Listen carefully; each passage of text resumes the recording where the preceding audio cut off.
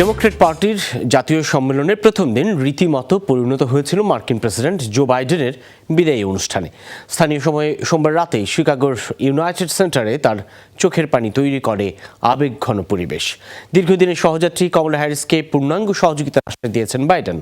এদিকে নির্দিষ্ট সময়ের আগেই হঠাৎ মঞ্চে উঠে ডেমোক্র্যাট সমর্থকদের চমকে দেন হ্যারিস। বৃহস্পতিবার আনুষ্ঠানিকভাবে মনোনয়ন গ্রহণ করবেন তিনি।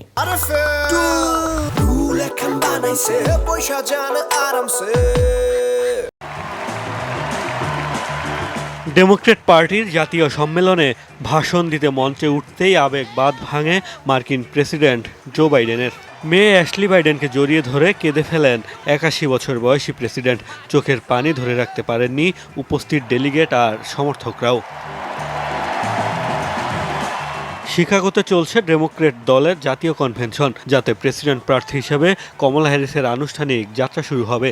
এরই মধ্যে বয়সের কাছে হার মেনে বাইডেনকে সরে দাঁড়াতে হয়েছে নির্বাচনের দৌড় থেকে। ফলে এই আয়োজন রীতিমতো পরিণত হয় তার বিদায় অনুষ্ঠানে।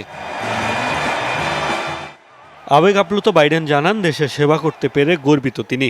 কমলা হ্যারিস ও টিম ওয়ালজের নির্বাচনী প্রচারণায় সরব থাকার অঙ্গীকারও করেন বর্তমান প্রেসিডেন্ট।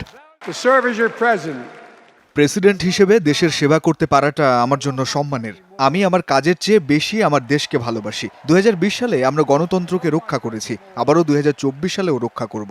আমি প্রতিজ্ঞা করছি, হ্যারিস ওয়ালজের নির্বাচনী প্রচারণায় সবচেয়ে সেরা স্বেচ্ছাসেবী হব আমি। এদিন অবশ্য চমক দেখিয়েছেন কমলা হ্যারিসও। বৃহস্পতিবার তার মঞ্চে ওঠার কথা থাকলেও প্রথম দিনই মঞ্চে উঠে সমর্থকদের চমকে দিয়েছেন তিনি। ঐতিহাসিক নেতৃত্বের জন্য প্রশংসায় ভাসান জো বাইডেনকে।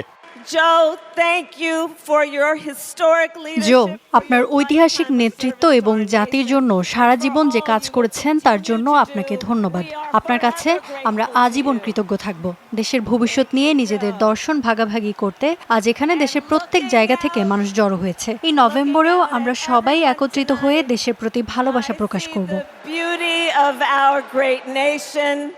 আগামী বৃহস্পতিবার পর্দা নামবে ডেমোক্র্যাট পার্টির এই জাতীয় সম্মেলনের। সেদিনই আনুষ্ঠানিকভাবে প্রেসিডেন্ট প্রার্থীর মনোনয়ন গ্রহণ করবেন কমলা হ্যারিস। মোস্তফা মাহমুদ, যমুনা নিউজ।